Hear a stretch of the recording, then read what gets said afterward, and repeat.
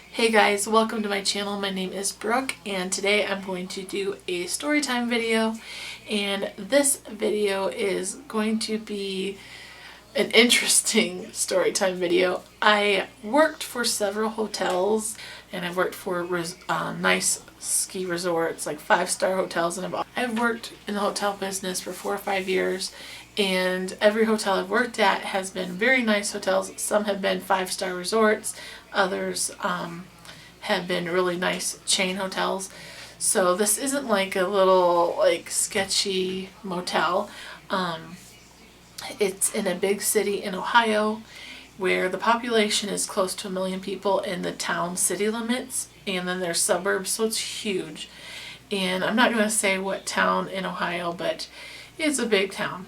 And this was a very beautiful hotel, but I did see from working there for a few years, I did see quite a bit and experience quite a bit. One story that I'm sharing with you today is a underage prostitution bust that I witnessed firsthand. It made the news, it made the papers. Normally I would work the evening shift. Occasionally I would work a night auditor shift. My main shift was 3 p.m. to 11 p.m. and I was working the evening shift, and I believe it was like a Friday or Saturday night, and I noticed that these girls had came in. They had already had their keys. I didn't do any of the check-in process,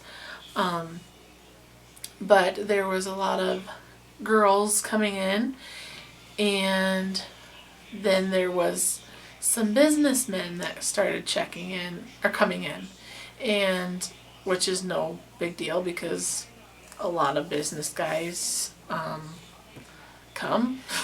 One guy got a key from me for his room and said he was meeting with someone else, and I was like, okay, I did nothing wrong. And then there was another person that came in, and this person happened to be an undercover cop, and I didn't know it. I thought he was with the group. And so they all come in and everything, and the next thing I know, like an hour, not even an hour later, probably like half hour later, the next thing I know, this is no joke guys, I see one police officer. He's coming around the corner and he has a hold of one person. This person is and their hands are tied onto a rope. I'm like, what? There's one, and there's this huge continuing rope. One person, and then there's a second person, a third person, a fourth person, a fifth person. Those girls that I seen. Then there's those businessmen. There was 13 people all tied to this big rope. And I was like, what the? First of all, there's one cop and there's all these people getting arrested and they're all tied to a rope. What the heck is going on? I was just like, when do you ever see that? Like, people tied to a rope. And when do you ever see this many people in a line and one cop? And he was like dispatching and all this stuff, and finally like 6 police officers get there and they're taking one person and all this, and like there were so many police officers that kept showing up, and they had to be, because you can only take so many people in one cop car, so they had to like stand in a huddle, and I'm like, what the heck is going on? It turned out to be an underage prostitution bust. The town that I was working in is actually ranked #1 in the United States for underage prostitution. So this was a big bust for them, and it was actually really good for these girls to get caught too, so that they could get help that they need and put a lot of these perverts away. So crazy thing to witness, absolutely crazy to see. And I mean, crazy that it actually was going on in our hotel, but also crazy to see all these people in a lineup and they're all tied onto a big rope. It was just crazy. So that was weird. It happened, and then I assisted a cop, 2 cops actually. There was someone there that had just stolen a bunch of stuff, a car, and like $50,000 or $100,000 worth of stuff from this person, their vehicle, their purse, everything. And there was like 3 people in this bedroom that were wanted. There was a guy that was a fugitive, and then there was 2 girls that were wanted. They had warrants and stuff. So, legally, I guess, in the state that I was working, the cops can't like bust into the door because it is private property. It's private property, I guess. So they needed an employee to open the door. And this cop came up to me and he said that he needed me to open up the door that these criminals were staying in. And he said, don't worry, I'll protect you. All I need you to do is unlock the door and get out of sight and run.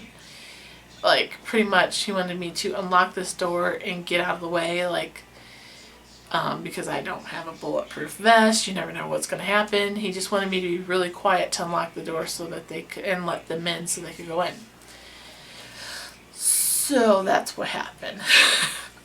I was really scared because you never know, like, these are big time criminals. You don't know what's going to happen.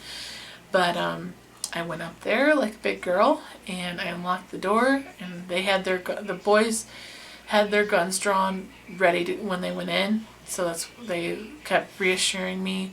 The one cop was ready to go in and the other cop was standing beside me and wanted to make sure I got in the clear. So I went in there, used my master key, unlocked the door, opened it, and then like let them in. And they stormed in there and I stormed out of there, and I got on that elevator and I just went back downstairs, and next thing I know it, those 3 people were walking out the door arrested.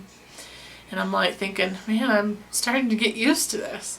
And I was like, this is sad. Like, maybe I need to go into like the police academy and become an officer, because I feel like that's what my job is here now. And so that happened, and then it was like a week later, I am not like one to be judgmental or stereotype things, but there was these gangster looking guys that came in, and I could see in the security footage that they just kept walking up and down the hallways. And then another group of guys that looked like they were all gangsters came in, and they were walking around. And I was on the phone with my boyfriend, and I told him what was going on because I was scared. And he's like, you need to get off the phone with me and call the cops. And I was like, I don't want to call the cops and make a big deal. Like, I don't want to make a big deal out of anything. He's like, no, this is like, you need to call the cops, because they're not going into any rooms. They're going up, like, trying to find each other.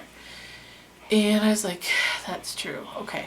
So he's like, go in and lock yourself into a room and call the cops. So that's what I did, because I didn't want them coming up to the front desk, shooting me or robbing me or whatever. So I called the cops, and the cops got there, and I could see on the hidden camera, I could see all these guys running, and I could see the cop lights going. They arrested 5 or 6 people that night, and it was pretty much a drug deal gone wrong, and they were trying to find each other. And there were still guys that they didn't get, because I could see guys running off in the field. And so there was people that they didn't get, but they did get like 5 or 6 of them. So that happened just a week later. That was pretty crazy. There's always something going on at that hotel. And it was a nice hotel. It was just in the wrong, kind of like in a bad spot of town. And there was just crazy stuff that happened there. And I'm so glad I don't work there anymore. That's horrible to say. Like, I met some really nice friends and people from there, but it was crazy, and it was not safe. I don't care what anybody says. That place was not safe. There was no security, and I'm just so glad. I'm so grateful not to be working there anymore. But I have so many stories from working in the hotel business. If you guys like these kind of videos, let me know. This video is getting long, so I'll have to cut this short, but I will do another hotel story and it has to do with NASCAR drivers. So I wanted to share some stories with you guys. I hope you guys like these kind of things. I just like to switch it up a little bit so it's not all makeup and you guys can get to know me better and we can just have fun and laugh, and I don't know. I enjoy story time stories. But anyways, thank you so much for watching, guys, and I'll see you in the next video. Take care and God bless. Bye.